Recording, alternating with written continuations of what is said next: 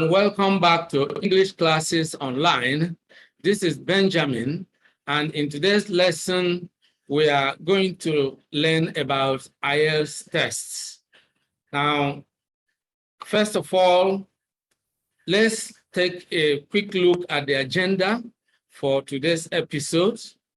We are going to look at 5 items on the agenda. Number 1, what is Ielts? Number 2, how does Ielts evaluate your English language skills?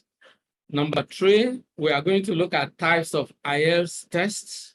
Number 4, Ielts structure and exam pattern. And number 5, we look at Ielts results and scores. Now let's begin to look at them. First of all, what exactly is Ielts? Ielts is International English Language Testing System, and it is a global English language test designed to test your English language abilities as a non-native speaker. When you are planning to go and study or work in a country where the English language is the language of communication. If you want to go and study in a place like Canada, UK, US, New Zealand, Australia, of course, you will need to take the Ielts test, all right? So now, let's see how Ielts evaluates your English language skills. Ielts tests are designed to evaluate your English on the basis of receptive skills and productive skills. And you can see the productive skills are speaking and writing, and the receptive skills are listening and reading. You know, when you are listening, you are not the one speaking, you are not producing language, you are receiving language. So it's a receptive skill. When you are reading what someone else has produced, so it's a receptive skill. When you are speaking, you are producing language. When you are writing, you are producing language. So these are the two bases, you know, productive skills, receptive skills. These are the 4 skills that, you know, Ielts wants to test you on, okay? Then let's quickly look at types of Ielts tests. There are 2 major types of Ielts tests, the Ielts Academic and the Ielts General, all right? Now, the Ielts Academic test is required when you want to gain admission into colleges and universities abroad, all right? While the Ielts General Training test is designed for those who want to seek employment or just for immigration purpose or to obtain the citizenship of the target country, all right? So these are the 2 main types of Ielts tests. Now let's look at Ielts structure. Now you can see that there are 4 main areas in which Ielts will test your language skills, and that is listening, reading, writing, and speaking. Now, you need to know that listening and speaking are the same for both Ielts Academic and Ielts General. And when you look at Ielts listening, you see that it has 4 sections, 40 questions, and the time allowed is 30 minutes for listening and 10 minutes to transfer your answer. That means you are given 10 minutes as you are listening, then you are entering your answers into the question sheet. And then later you are given 10 minutes to transfer your answers from the question booklet to the answer booklet. All right, that is the structure of the listening section. Then the reading section, as I earlier mentioned, is, you know, is different for, you know, for reading, I mean for academic and for general, although there are similarities. For example, IELTS academic is made up of 3 sections, 40 questions, and the time allowed is 60 minutes. Now, the same thing with the IELTS general, 3 sections, 40 questions, and 60 minutes allowed. The questions differ. Okay, that's what you need to know. Then the writing, the IELTS writing is also different for academic and different for general. There are, however, similarities as well. The writing, the academic writing test, has, 2 tasks. Task 1 is a report in which you are expected to write 150 words. Task 2 is an essay in which you are expected to produce 250 words. And the time allowed is 60 minutes, okay? Then the general training writing test also has 2 tasks. Task 1 is a letter, and you are expected to write 150 words. Task 2 is an essay of 250 words, and the time allowed is 60 minutes, okay? Then the speaking, all right? Now, you need to understand that the speaking test is the same for both the academic and the general, and it is a one-on-one interview. It's made up of 3 sections, and the time allowed is between 11 to 14 minutes, all right?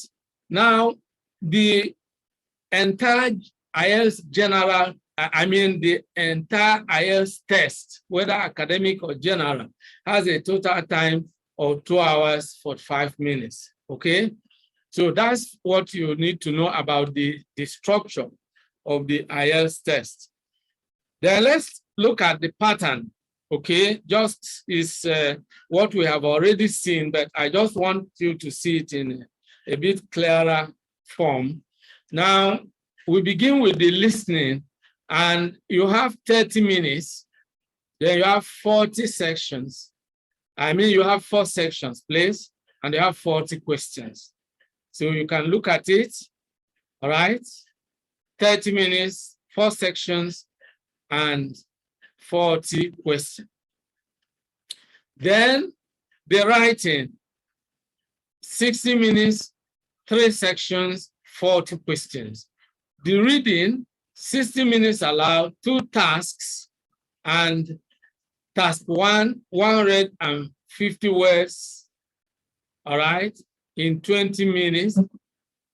Task 2, 250 words in 40 minutes. Okay, so that's the way it is. Then speaking, time allowed is 11 to 14 minutes. There are 3 parts, and it is a face-to-face interview with an IELTS examiner. Okay, so that is the pattern of the IELTS exam. Now let's begin to look at this one by one, and then we look at the IELTS listening module. Again, you see that IELTS listening will be the first test. That's one thing you need to know. Then it has 4 sections. The first section is the easiest, and the last section is the most difficult, all right? Then make sure you write the answers in the question booklet. As I earlier hinted, you need to answer the questions while listening to the audio, and the answer booklet will be in front of you, and as you listen to the audio, you are looking straight into the questions, and then as you listen, you answer the question, making the entries right in the question booklet.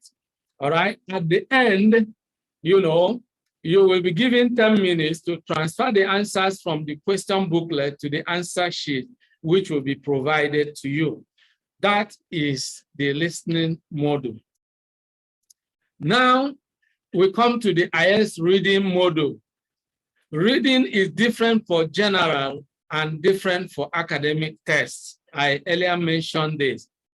So, but one thing you also must take note of is that you need to find out what particular test is suitable for you.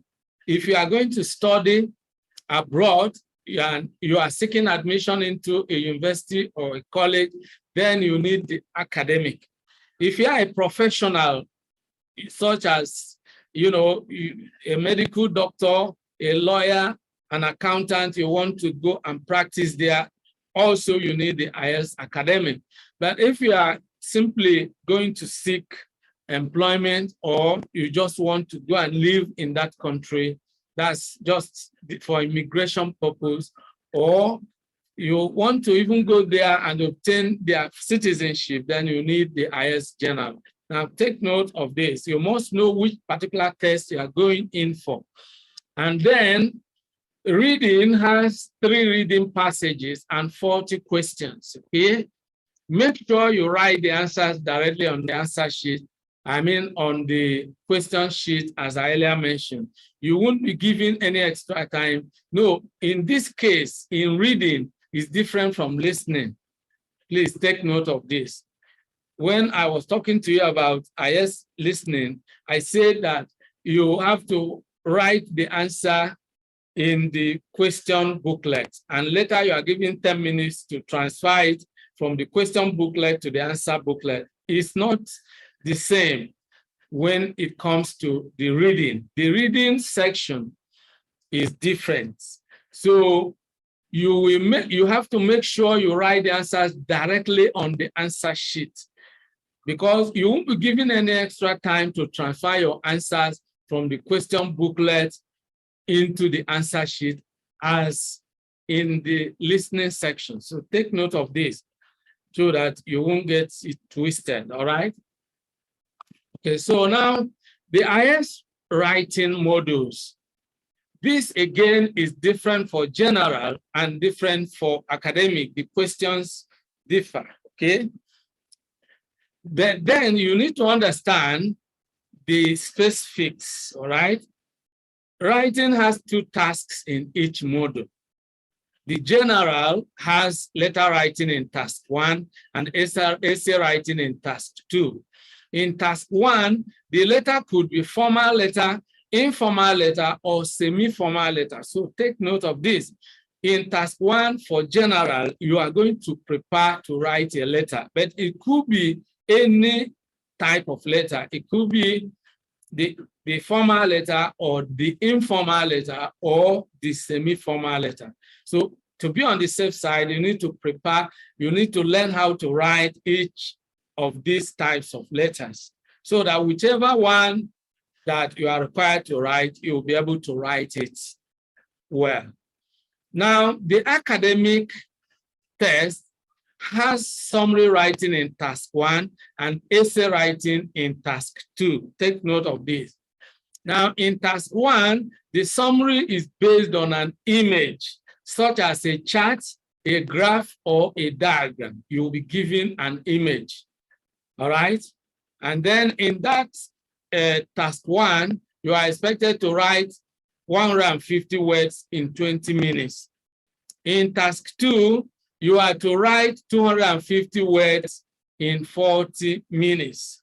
And you know that in task 2, you are expected to write an essay, all right? So take note of this. That is about the writing module. And now we come to the speaking module. Speaking is usually a one-on-one interaction between the examiner and the candidate, and that is recorded, okay? Take note of this. Then the speaking has 3 sections. Task 1 is a brief introduction followed by a short question and answer conversation or interview on familiar topics. So in task 1, there is an introduction. The examiner will introduce himself or herself and also expect you to do the same, all right? Then in task 2 is an individual long or extended speaking. The examiner will give you a topic to speak on for about 1 to 2 minutes. You will have a minute to prepare. All right? A minute to prepare. The examiner will not interrupt during your speech. So once you prepare within a minute, then once the time begins, you have to speak. To score high marks here, you need to express yourself with clarity, and you need to be fluent. You need to avoid, fillers like and all that. You need to speak confidently and fluently, all right?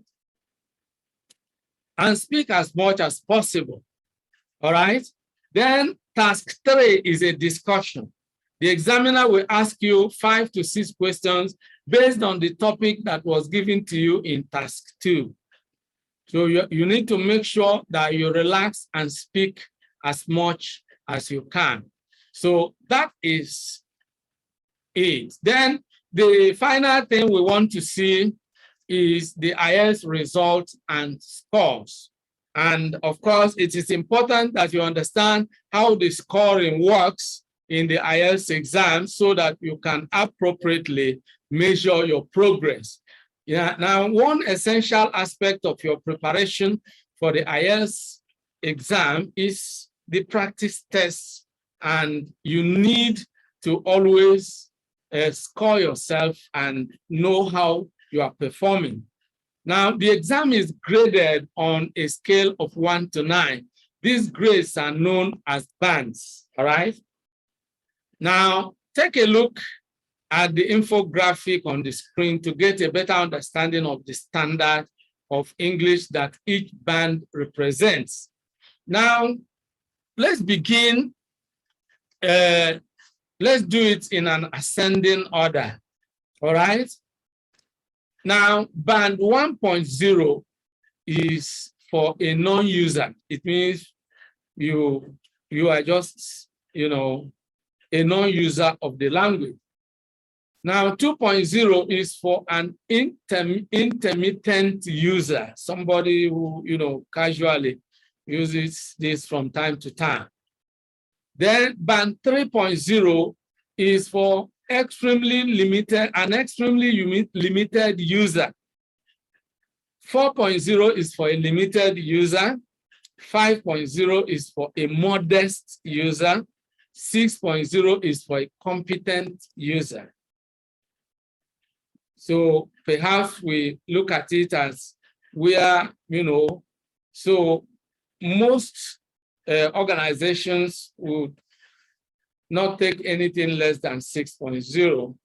So you should be aiming at 7.0. That is for a good user. At least you should demonstrate that you are a good user of English. Don't forget that the IELTS test is a proficiency test. It's a test of your proficiency, your ability to use the language to communicate your ideas effectively.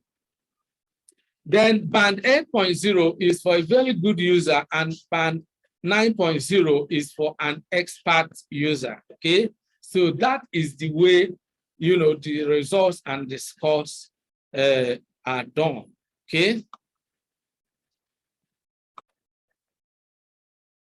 So this is where we draw the curtain on today's lesson. I hope you learned the key things you must know about IELTS and how to get started with your journey, your IELTS journey, so to say. So I hope you enjoyed today's video. If you have not really yet joined us, you should join us. If you have already signed up for this course, then of course, other lessons will be given to you.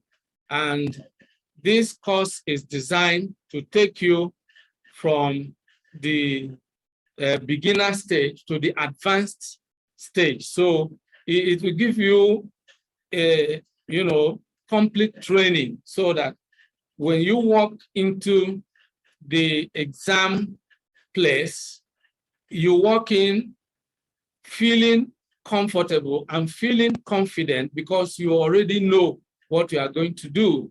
So it is very important that you sign up for the course if you have not done so. If you are receiving this lesson because you have already signed up for the course, congratulations, because you are on your way to obtaining your dream scores in the Ielts tests. So at this juncture, I want to say a big thank you to you, and I wish you well. Goodbye for now, and remain blessed.